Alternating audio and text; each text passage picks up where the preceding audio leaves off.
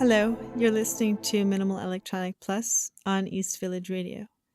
My name is Veronica, and tonight I'll be interviewing two very special musicians from a French group called Stereo. Alongside their interview, you'll hear the music they recorded together in the 80s. And to commemorate 25 years of Stereo, their music will be reissued on Minimal Wave in the coming weeks. The release will be available on both CD and LP. It's called Somewhere in the Night. Please check minimalwave.com for more information on that. It's my pleasure to welcome Bernie Adam and Thierry Noritop. So the first question I have is, when was Stereo created, and why did you choose that name? Stereo was created in the early 80s, precisely in 1981, and in 1982 we made the first recording, which is Somewhere in the Night. So the name was chosen basically because we had a great interest in sound and engineering, and of course stereo meant something to us.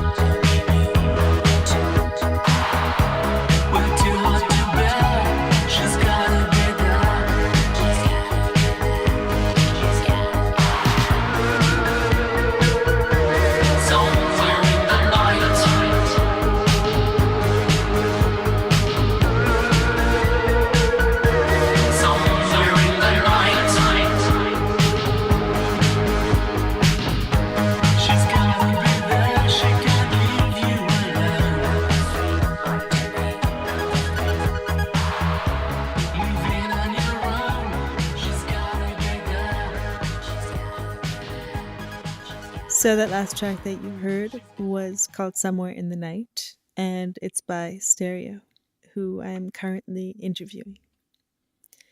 So the next question for Stereo is, where did you find inspiration for the lyrics and your music? Inspiration was to me some kind of new wave music. And for the lyrics, Bernie wrote the lyrics because at that time, probably knew 10 or 20 words in English.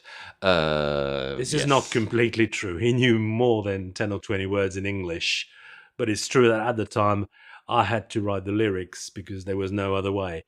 Although we both talked about the kind of lyrics we were going to write. Even if I found the title for TV News. Too true. Well, we'll play TV News in a little bit. But for the moment, I'm wondering, what were your individual roles in the band? If any, who was the sort of band leader? To start with, there was no band leader as such. Only two people working together, creating together. Thierry being more in charge of the musical arrangements, and myself more in charge of melody making and obviously lyrics. We were a kind of musical democracy. And we had a lot of fun to do it too. Oh, yes.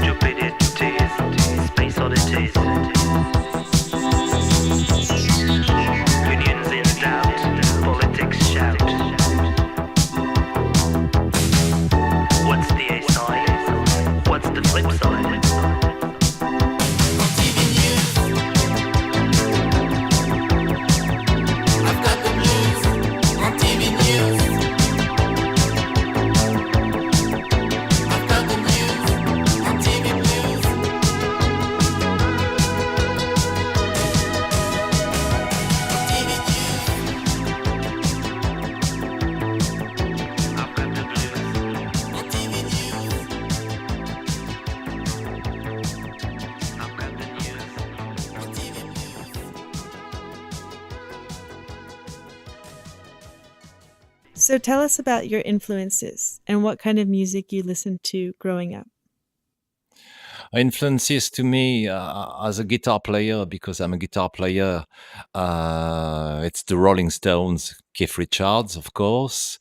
And as a composer, maybe David Bowie or Peter Gabriel, that kind of great, great composers to What he me. doesn't tell you is that, in fact, he was a guitarist to start with, but very quickly went on keyboards. You can judge easily that the keyboards on Somewhere in the Nights are quite interesting. Now, as far as I'm concerned, I was, when it comes to stereo, my main influences were definitely Kraftwerk and Ultravox. Back to my youth, I was obviously listening to rock and roll and beat music, which was the average music in Britain at the time. What genre of music did you consider yourselves? And what type of music were you aiming to create? Definitely new wave music, which was the legal term between inverted commas at the time. That was our target. And our second target was to create new sounds.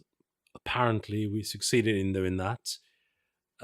We wanted to give a new impulse to the sounds, to the synth, to the voices, and I hope we did it. Nothing more to say, my dear Bernie. Okay, thank you very much. So I'm wondering if you could briefly describe your music making process. For the music making process, that's very simple. We've always done it the same way. First, Thierry would find a hook, an idea like the arpeggios at the start of Somewhere in the Night. Then we'd start building a melody together, working on the various instruments. Then afterwards, Thierry would sort of embellish the arrangements and start to find new ideas while I was writing the lyrics. Then we'd stick all the pieces together and finish the track. That's how simple. Yes, yes. If I remember well, at that time we had an old Revox tape recorder. We made demos, several, and after we went to the studio to play ourselves and to play with musicians. That was very simple to do it. In fact, what Thierry wants to say is that we had very limited means, like many musicians at the time, and with a couple of Revoxes, because in fact we had to, we could make good demos, good enough to dig things and then to go to the studio and record it afterwards.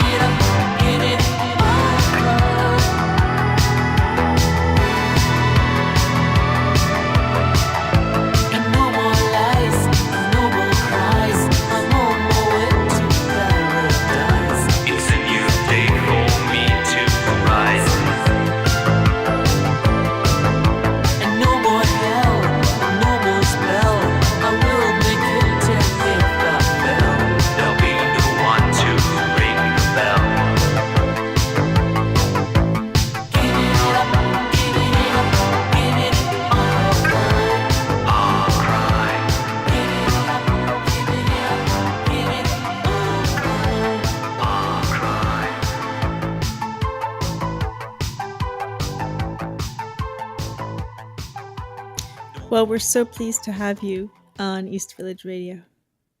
For any of you just tuning in, you're listening to Minimal Electronic Plus, and I'm doing an interview with Stereo, a band from France. So the next question is, what was the ultimate direction for the band, and how did this change along the way? We started with simple songs like Somewhere in the Night, like No More, and we decided to write mm, some kind of ambitious song like Moonshine and TV News too. You think like me, Bunny? We started doing things on a very simple basis, which is obvious when you listen to Somewhere in the Night or No More, for instance. And then, little by little, especially when we started the album, we decided to involve more musicians, probably more means, and more sophistication in the writing of the songs. Yes, you're right. Anybody listening to Stereo can notice that evolution. So I'm currently interviewing Stereo, and the next question for them is if they played any live shows, and if so, where, and what was your audience like? Not a lot. We were a studio band, but we made some promotional shows in nightclubs. That's all. Well, Thierry's completely right. We were a studio band, that's for sure, not a live band. And of course, we were only two. That's another thing. Our target was definitely to be big in clubs. But we are musicians. We are producers. We are composers, but not performers. Although, as Thierry mentioned it, we're not performers as such, but we can obviously make PAs because we're still musicians.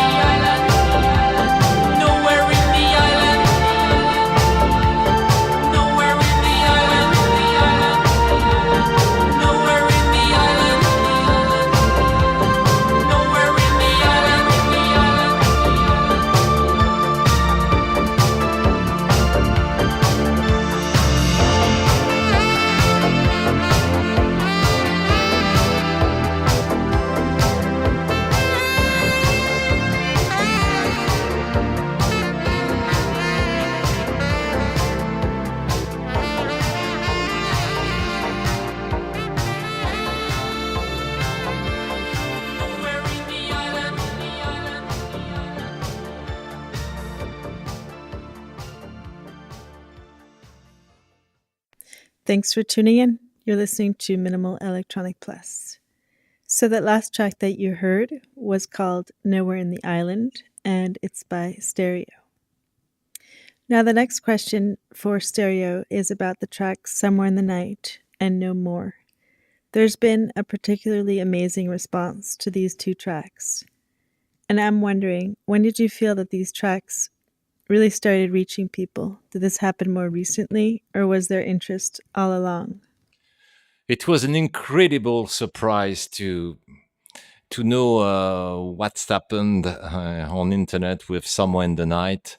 I remember I phoned to Bernie to tell the story. Yes, when Thierry called me to let me know what was going on, I couldn't believe it. I thought it was a sort of dream, and I was not aware of that buzz. And all of a sudden, we spent with one of my daughters a sort of afternoon digging things and reading and listening. We couldn't believe it. In one word, we're so pleased, Thierry and I. It's true. We're so pleased. By the way, we'd like to thank people for their support all through the world with that internet buzz.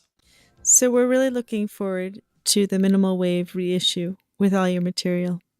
Do you think the release will inspire you to create new music together?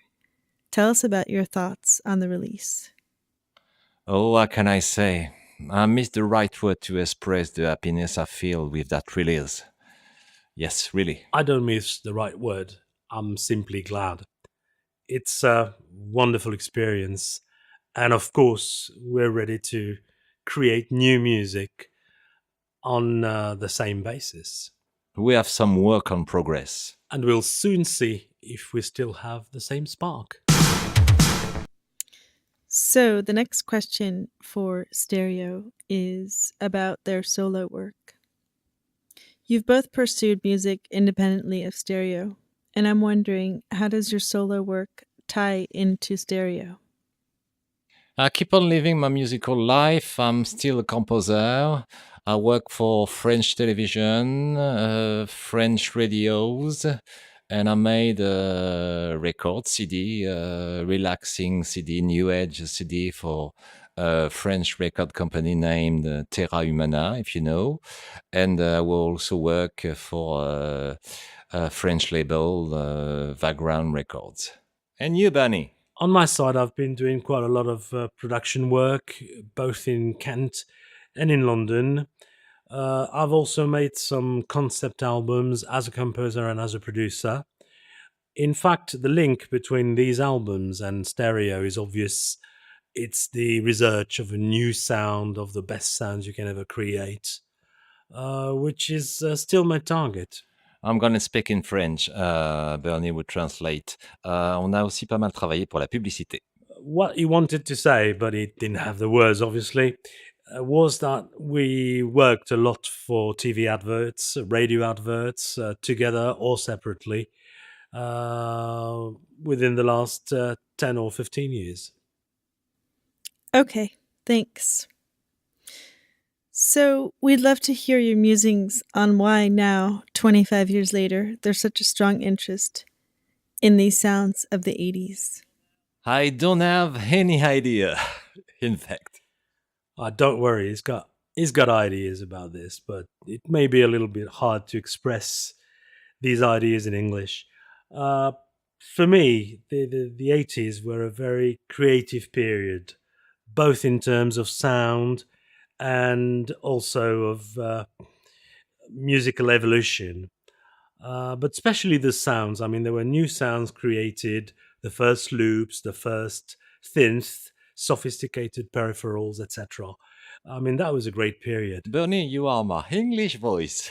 I'm flattered. Thank you. To come back to the previous questions, I'd like to point out how happy I am to know that people who were hardly born or were not born at all in 1982 enjoy our music and our sound today. That's so pleasant for us. Well, it's a really great sound, and you guys were ahead of your time. So, the last question is about the story behind the previously unreleased track, Lover on the Run.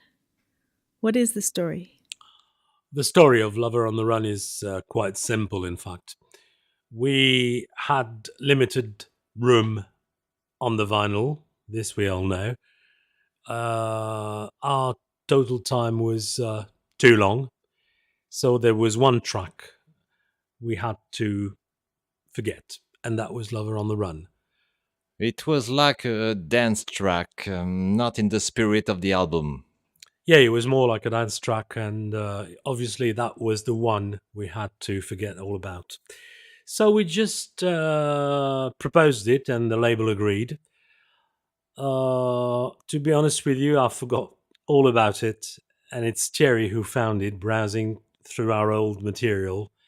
That was a good surprise, and we hope you'll like it. Yes, I agree with you, Bernie.